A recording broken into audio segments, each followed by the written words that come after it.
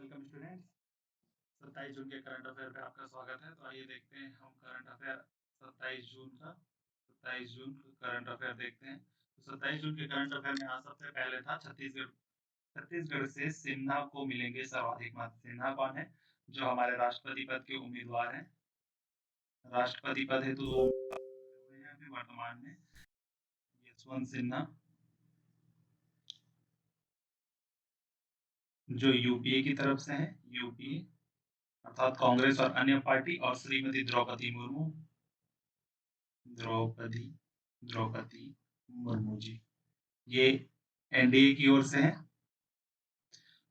हम देखते हैं कि छत्तीसगढ़ से इन्हें कितने मत मिलने वाले हैं। यह आज के टॉपिक का संपूर्ण इम्पोर्टेंट विषय है कि किसे कितने मत मिलने वाले हैं। तो छत्तीसगढ़ से सिन्हा को मिलेंगे सर्वाधिक मत, क्योंकि हम जानते हैं कि राष्ट्रपति का चुनाव की प्रक्रिया अनुच्छेद 55 में दी हुई है। अनुच्छेद 55 में दी हुई है और उनके निर्वाचक मंडल होते हैं। जरूरी है तो निर्वाचक मंडल का प्रावधान जो है वो है अनुच्छेद 54 पे। निर्वाचक मंडल का प्रावधान किस पे है? अनुच्छेद 54 पे। अब अनुच्छेद 54 पे जो प्रावधान है उसके अनुसार कौन कौन वोट डालते हैं राष्ट्रपति चुनाव में? एमएलए और एमपीज। कैसे होने चाहिए? निर्वाचित होने चाहिए। सबसे पहला क्राइटेरिया दोस्तों कैसा होना चाहिए? निर्वाचित होने चाहिए। तो जो निर्वाचित होते हैं वही चुनाव कर सकते हैं। तो एमएलए कितने हैं हमारे यहाँ, अर्थात विधायक कितने हैं? तो विधानसभा सीट 90, तो विधायक 90। और एमपी कितने हैं? तो हमारे यहाँ 16 एमपी है, 11 लोकसभा के और 5 राज्यसभा के। अब हमें देखना है कि इनके वोट मतों की संख्या क्या है। आइए देखते हैं। यहाँ पे लिखा है पूर्व केंद्रीय मंत्री यशवंत सिन्हा, अर्थात यह पूर्व केंद्रीय मंत्री थे। सर्वाधिक मत मूल्य मिलने के बावजूद छत्तीसगढ़ से उनकी जीत मुश्किल नजर आ रही है। ये कह रहा है सर्वाधिक मत मिलेंगे हमारे छत्तीसगढ़ से इनको, क्योंकि हमारे यहाँ कितने विधायक? 90 में से 70 विधायक जो है वो कैसे हैं? 70 एमएलए कांग्रेस के हैं। और कांग्रेस के जो एमएलए हैं वो किसको वोट डालेंगे? मंत्री यशवंत सिन्हा को। तो 70 एमएलए का जो वोट होगा वो कितना होगा यह देखना है हमें। तो इस अनुच्छेद 55 पे यह प्रक्रिया है। अनुच्छेद 55 पे क्या दिया हुआ है कि टोटल जनसंख्या जो है, राज्य की जनसंख्या, जो राज्य की जनसंख्या है उसे टोटल नंबर ऑफ एमएलए से डिवाइड करेंगे। इस सीट से, विधानसभा सीटों की संख्या से डिवाइड करना है और इसे 1/1000 से और डिवाइड करना है। चूंकि संख्या बहुत बड़ी आती है इसलिए 1000 से पुनः भाग कर देते हैं। और याद रखना है दोस्तों कि यह जनसंख्या जो लिया जाता है यह 1971 के आंकड़ों का लिया जाता है। किसके आंकड़ों का लिया जाता है? 1971 के आंकड़ों का। तो 1971 में छत्तीसगढ़ की जितनी जनसंख्या रही होगी और जितना जनसंख्या सीट रहा होगा, अर्थात विधानसभा सीट उसको डिवाइड करने पे मत मूल्य आएगा। तो दोस्तों देखते हैं वर्तमान में मत मूल्य का क्या है। छत्तीसगढ़ में कितने विधायक हैं? अभी छत्तीसगढ़ में वर्तमान में 90 विधायक हैं। 90 विधायकों का कुल मत मूल्य कितना लिया है? 11,610, अर्थात 90 गुणा 129। एक विधायक के मत मूल्य कितने हैं छत्तीसगढ़ में? 129। दोस्तों ये याद रखना है आपको। और सांसदों का मत मूल्य है 700। सांसदों का मत मूल्य कितना है? 700। कितने सांसद हैं? 16। 16 सांसद कैसे? 11 लोकसभा में और 5 राज्यसभा में। छत्तीसगढ़ से भाजपा की एनडीए प्रत्याशी द्रौपदी मुर्मू को कम मत मिलने के बाद भी उनकी जीत मानी जा रही है। उनकी जीत होगी या नहीं होगी हम चुनाव के बाद देखेंगे। और जीत के लिए, क्योंकि भारत राष्ट्रपति का चुनाव में भाग लेने वाले जो सांसद और एमएलए वो पूरे देश के होते हैं, इसलिए वो द्रौपदी मुर्मू जी के जीतने के चांसेस हैं, यह कह रहे हैं। लेकिन हम देखते हैं कि कौन कौन सी पार्टी किसको समर्थन कर रही है छत्तीसगढ़ में। तो द्रौपदी मुर्मू जो है इनको छत्तीसगढ़ से भाजपा के 14, जोगी कांग्रेस के 3 और बसपा के 2 विधायक, अर्थात भाजपा के 14 विधायक प्लस 3 विधायक जनता जोगी कांग्रेस के, ये हो गए बीजेपी के, 3 हो गए जनता जोगी कांग्रेस जेसीसी और 2 विधायक हैं बसपा के। तो 14 और 3 17 और 2 19 विधायकों का वोट इन्हें मिलेगा और 10 सांसद। चूंकि राज्यसभा के सारे सांसद अब कांग्रेस के हो चुके हैं इसलिए 5 राज्यसभा के पूरे पूरे मिलेंगे और एक सांसद लोकसभा में भी है, दीपक बैज जो बस्तर से सांसद हैं। दीपक बैज जो बस्तर से सांसद हैं उनका वोट भी यशवंत सिन्हा को मिलेंगे। तो द्रौपदी मुर्मू को टोटल कितने मिलेंगे? 19 विधायकों का वोट और 10 सांसदों का वोट। तो 10 सांसदों का वोट कितना है? 700 है। एक सांसद का वोट कितना है? 700। तो 7000 उनको मिलेंगे, 7000 अंक, और 19 विधायकों का मिलेंगे 129 के हिसाब से। दोस्तों आप गुणा कर लीजिएगा, तो इतने द्रौपदी मुर्मू को हमारे यहाँ से मिलेंगे। हमारे लिए याद रखने वाली बात यह है, यहाँ पे दिया है मत मूल्य का निर्धारण अनुच्छेद 55 के तहत किया जाता है। दोस्तों याद रखिएगा। और आबादी जनसंख्या 1971 के अनुसार ली जाती है, अर्थात राज्य की जो जनसंख्या है वो किसके हिसाब से लिया जाएगा? 1971 की जनगणना के अनुसार, ना कि 2011 की जनगणना के अनुसार। 2011 की जनगणना के अनुसार नहीं होगा, यह 1971 की जनगणना के अनुसार होगा। इसमें कौन कौन वोट डालते हैं? तो निर्वाचित एमएलए और निर्वाचित एमपीज। याद रखिएगा दोस्तों, निर्वाचित शब्द यूज किया गया है। निर्वाचक मंडल का प्रावधान अनुच्छेद 54 पे है, जबकि निर्वाचन की प्रक्रिया अनुच्छेद 55 पे दी गई है। इस हिसाब से मुर्मू मैडम को हमारे यहाँ से 8806 मत मूल्य मिलेंगे और सिन्हा साहब को 13230 मत मूल्य मिलेंगे। अब आइए दोस्तों चलते हैं दूसरे न्यूज की ओर। 15 अगस्त 2021 को घोषणा की गई थी कि हमारे यहाँ चार नए जिले और खैरागढ़ के उपचुनाव के बाद खैरागढ़ का एक नया जिला, ऐसे करके एक जिला नया। टोटल 5 जिले बनने थे, तो 5 जिलों के गठन की तैयारी पूरी हो चुकी है। अधिसूचना आ सकती है। यहाँ पे न्यूज है कि 5 और नए जिले जल्द अस्तित्व में आएंगे। इनमें से 3 जिलों के गठन की अनुमति मिल गई है। दोस्तों जब तक यह राजपत्र में प्रकाशित नहीं हो जाता तब तक जिला नहीं माना जाता। तो कौन कौन से जिले थे ये देख लीजिए स्वतंत्रता दिवस के भाषण में। पहला जिला था शक्ति, दूसरा था सारंगगढ़ बिलाईगढ़, पहला शक्ति, दूसरा सारंगगढ़ बिलाईगढ़, तीसरा मौला मानपुर और चौथा मनेन्द्रगढ़। 4 जिले तो थे। और बाद में एक खैरागढ़ को भी जिला बनाने के लिए चुनावी मुद्दों के तौर पर कांग्रेस ने लिया था, तो खैरागढ़ को भी जिला बनाने की घोषणा की गई थी। तो शक्ति कहाँ से अलग होगा दोस्तों? जांजगीर चांपा से। सारंगगढ़ बिलाईगढ़ अलग कहाँ से होगा? सारंगगढ़ होगा रायगढ़ प्लस बलौदाबाजार से। मौला मानपुर कहाँ से होगा? राजनांदगांव से। राजनांदगांव से। और मनेन्द्रगढ़ कहाँ से अलग होगा? तो कोरिया से। वर्तमान में 28 जिले हैं, हमने कल ही पढ़ा है। यदि आपने हमारे जिलों का वीडियो नहीं देखा तो आप जिले की वीडियो जाकर देख सकते हैं। 28 जिले हैं, 5 और नए जिले हो जाएंगे तो 33 हो जाएंगे। परंतु अभी कोई भी एग्जाम हो, जब तक राजपत्र में प्रकाशित नहीं हो जाता, जिलों की संख्या 28 ही लेनी है। दोस्तों अब एक नया न्यूज है रायपुर रेल मंडल के लिए। दोस्तों कमेंट करके बताइएगा कि रायपुर रेल मंडल का गठन कब हुआ? रायपुर रेल मंडल का दायरा देखते हैं। रायपुर रेल मंडल का कार्य क्षेत्र का विस्तार कर दिया गया है। यह राव घाट जो रेल परियोजना बन रही है, जो रायपुर से राव घाट परियोजना है, रायपुर राव घाट परियोजना, ये राव घाट क्षेत्र भी अब किसमें आएगा दोस्तों? रायपुर मंडल में। यह बात चल रही है। 22 वर्ष पूर्व यहाँ पे लिखा है अटल सरकार द्वारा गठित रेल जोन है यहाँ।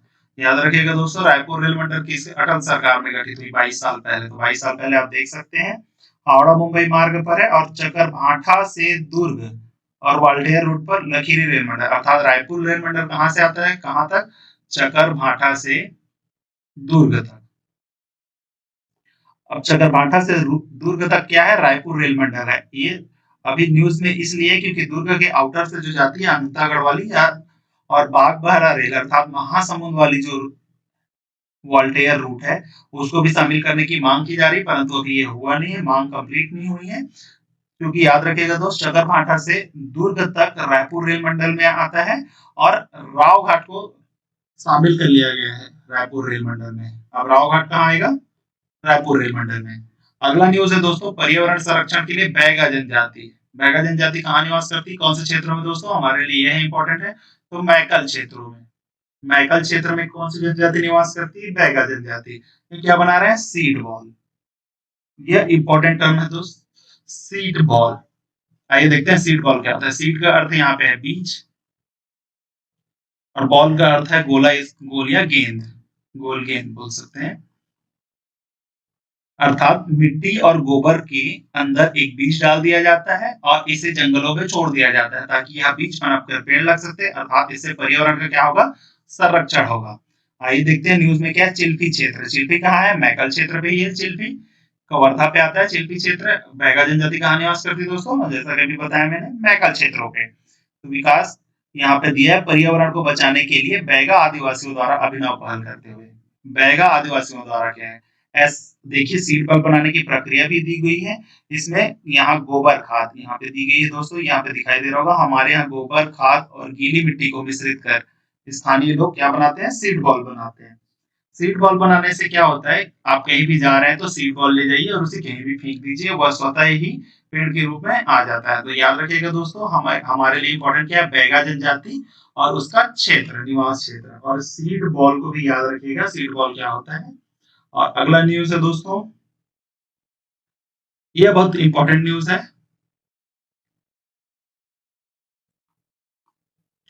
1 जुलाई 2022 से प्लास्टिक जो है पूर्णतः प्रतिबंधित हो जाएगा। यहाँ पे इमेज दिख रहा है दोस्तों, जिसमें 1 जुलाई से पूर्णतः प्रतिबंधित होंगे। कैसे प्लास्टिक बंद होंगे, सिंगल यूज प्लास्टिक, यहाँ पे लिखिए सिंगल यूज प्लास्टिक में क्या आते हैं, carry bags, candy stick, year bed, cutlery, निमंत्रण कार्ड, थर्माकोल, सजावटी सामान, 100 माइक्रोन से कम मोटाई, अर्थात जो प्लास्टिक की मोटाई है उसे नापने की यूनिट है 100 माइक्रोन। तो 100 माइक्रोन की कम मोटाई वाले प्लास्टिक या पीवीसी बैनर को क्या कर दिया जाएगा दोस्तों, बैन कर दिया जाएगा। तो अब से जब भी आप कोई सामान लेने जाए, आप अपना थैला लेकर जाए। याद रखिए दोस्तों, यह कदम पर्यावरण संरक्षण मंडल द्वारा उठाया गया है, अर्थात इसमें पर्यावरण संरक्षण मंडल सहायता करेगा प्लास्टिक बैन कराने पे। और इसका थीम है, करेंगे संग प्लास्टिक प्रदूषण से जंग। एक साथ मिलकर प्लास्टिक प्रदूषण से जंग लड़ना है, यह कहा गया है। और 1 जुलाई से प्लास्टिक पूर्ण रूप से प्रतिबंधित हो जाएगा। अगला न्यूज है दोस्तों, मुख्यमंत्री ने जसपुर में किया फूड एवं पैकेजिंग लैब का लोकार्पण। यह बहुत इंपॉर्टेंट न्यूज है। मुख्यमंत्री जी ने कहा किया है, जसपुर में क्या है, फूड प्रोसेसिंग यूनिट एवं पैकेजिंग लैब के, याद रखिएगा दोस्तों। इसका यहाँ पे नाम नहीं दिया, आप नाम यहाँ पे देख सकते हैं, छोटा सा लिखा है, ये लिखा है मंथन। जसपुर में जो फूड प्रोसेसिंग यूनिट का अभी ओपनिंग हुआ, उसका नाम क्या है, मंथन। तो मंथन लैब का लोकार्पण किया गया, पैकेजिंग लैब और फूड प्रोसेसिंग का लोकार्पण किया है।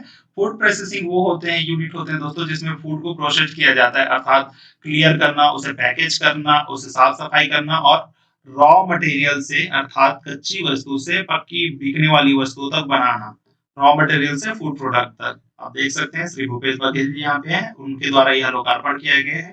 पैकेजिंग केंद्र है जसपुर पे। अगला न्यूज है दोस्तों, जसपुर जिले में पर्यटन को बढ़ावा देने के लिए मुख्यमंत्री ने किया सरना एथनिक रिसोर्ट का लोकार्पण। याद रखिएगा दोस्तों, सरना एथनिक रिसोर्ट में, यह इंपॉर्टेंट है। सरना, सरना किस जनजाति की देवी है, तो उराव की देवी है। उराव जनजाति की इष्ट देवी क्या है, सरना देवी।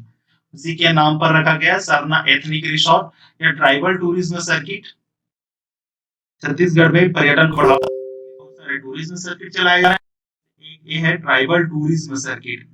ट्राइबल टूरिज्म सर्किट के अंतर्गत सरना एथनिक रिसोर्ट भी शामिल है। सरना एथनिक रिसोर्ट जो जसपुर में है, और टेलीस्कोप का लोकार्पण किया गया, अर्थात रिसोर्ट से टेलीस्कोप के माध्यम से आप सीन देख सकते हैं। तो आइए इसके बारे में और थोड़ी चर्चा करते हैं। तो एक पर्यटन समिति है जिसका नाम है देश देखा पर्यटन समिति। यह देश देखा पर्यटन समिति ही इस सरना एथनिक रिसोर्ट का संचालन करेगी। और पर्यटन स्थल की जानकारी के लिए जोहार जसपुर, याद रखें दोस्तों, यह अपने परीक्षा के लिए इंपॉर्टेंट है। जोहार जसपुर, कौन सा, जोहार जसपुर से मार्क कर लीजिएगा दोस्तों आप लोग। जोहार जसपुर वेबसाइट का लोकार्पण किया गया। इस वेबसाइट में पर्यटन संबंधी सभी बातों का ध्यान रखा जाएगा कि पर्यटन में क्या फीडबैक है और क्या चाहिए, अर्थात पर्यटन की संपूर्ण जानकारी।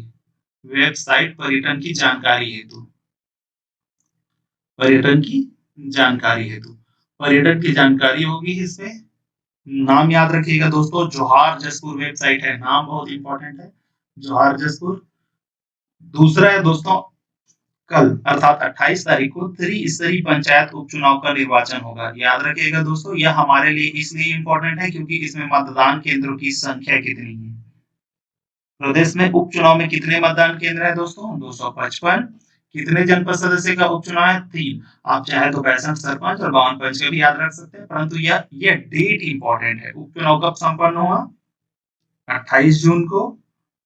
कितने मतदान केंद्र हैं? 255। और टाइमिंग याद रखिएगा दोस्तों, यह प्रातः 7 बजे से लेके अपराह्न 3 बजे तक मतदान होगा, अर्थात 7 बजे से 3 बजे तक, 3 बजे तक मतदान होगा। जून उपचुनाव कब है दोस्तों? 28 जून को। कितने मतदान केंद्र है? 255, 7 से 3 बजे तक, और 3 जनपद सदस्य और बाकी 65 सरपंच और 52 पंच हेतु चुनाव है दोस्तों। अब अगला न्यूज है, यह बहुत चर्चा में रहा, विशेष पिछड़ी जनजाति के शिक्षित युवाओं को मिलेगी सरकारी नौकरी। हमारे लिए इंपॉर्टेंट विषय ये है कि कौन कौन सी जनजाति विशेष पिछड़ी जनजाति है। यह शब्द हमारे लिए इंपॉर्टेंट है कि कौन सी जनजाति विशेष पिछड़ी जनजाति में आती है। तो छत्तीसगढ़ में कुल 7 विशेष पिछड़ी जनजाति, जिसमें से 5 केंद्र की ओर से हैं और 2 राज्य की ओर से हैं। 5 कैसे हैं? केंद्र नामित। 5 कैसे हैं? केंद्र की ओर से, और 2 कैसे हैं? राज्य की ओर से नामकरण किए गए हैं। अर्थात विशेष पिछड़ी जनजातियों में 7 जनजातियां शामिल हैं। कितनी जनजातियां? 7 जनजातियां। 7 जनजातियां, उसमें से 5 केंद्र द्वारा पिछड़ी जनजाति घोषित की गई है और 2 राज्य द्वारा। 5 को याद रखने का फॉर्मूला है दोस्तों AB2 K2। आप जो भी कर सकते हैं। ए से अबुझमाड़िया, 2 बी है तो एक का बैगा, एक का बिरहोर, कोरवा या पहाड़ी, और एक का कमार। याद रखिएगा दोस्तों, यहाँ पे दिया हुआ है ये पहाड़ी कोरवा, बिरहोर, कमार, ये भुंजिया और पंडो। राज्य वाला कौन सा है दोस्तों? याद रखिएगा, राज्य वाला अलग से लिख देते हैं। राज्य द्वारा जो राज्य से दी गई है वो कैसी है? भुंजिया, भुंजिया जनजाति है, और पंडो जनजाति है। यह राज्य शासन द्वारा घोषित पिछड़ी जनजाति है, जबकि यह 5 पहाड़ी कोरवा, बिरहोर, कमार, अबुझमाड़िया और बैगा, इसमें 2 को हटा देना है दोस्तों, भुंजिया और पंडो। भुंजिया और पंडो कैसे है? राज्य द्वारा है, और बाकी के जो 5 है वह केंद्र द्वारा है। यही इंपॉर्टेंट है दोस्तों, आप याद रखिएगा कि छत्तीसगढ़ में कुल 7 विशेष पिछड़ी जनजाति हैं, जिसमें से 5 केंद्र द्वारा घोषित है और 2 राज्य द्वारा घोषित है। अब देखिए दोस्तों, आस्था में आलू के लिए कोल्ड स्टोरेज व टाउ प्रोसेसिंग यूनिट। हमें याद रखना है कि आलू के लिए कोल्ड स्टोरेज कहाँ भंडारित, आलू के लिए कोल्ड स्टोरेज कहाँ है? तो आस्था में। आस्था कहाँ है? तो आस्था है जसपुर में। जसपुर का जो मनौरा तहसील है, जसपुर का मनौरा तहसील, जसपुर जिले है। अगर आपने जिला नहीं देखा तो आप हमारे जिले के वीडियो को देख सकते हैं। जसपुर जिले में है आस्था। आस्था के मनौरा तहसील पे आलू के लिए कोल्ड स्टोरेज और टाउ प्रोसेसिंग प्लांट का स्थापना किया गया है दोस्तों, याद रखिएगा। इसमें सबसे इंपॉर्टेंट बात यह कहा गया है कि कोल्ड स्टोरेज व टाउ प्रोसेसिंग प्लांट की स्थापना की जाएगी, और उन्होंने कहा कि 65 प्रकार के लघु वनोपजों की खरीदी की जा रही है। वर्तमान में कितने लघु वनोपज खरीदे जा रहे हैं दोस्तों? लघु वनोपजों की संख्या क्या है? लघु वनोपजों की संख्या, लघु वनोपजों की संख्या 65। याद रखिएगा दोस्तों, भूपेश बघेल जी ने कहा लघु वनोपज 65 है, न्यूज में है, इसलिए याद रखिए आप।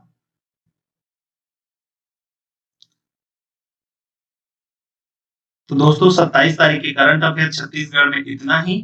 और कोई अन्य जानकारी हो, अगर कोई क्वेरी हो तो आप नीचे कमेंट कर सकते हैं। अगर वीडियो पसंद आई हो तो चैनल को सब्सक्राइब करें, वीडियो को लाइक करें और दोस्तों के साथ शेयर करें। दोस्तों आपको ये करंट अफेयर रोज मिलते रहेगा, ऐसी इसी प्रकार से वीडियो अपलोड होती रहेगी। आप हमारा सपोर्ट करें।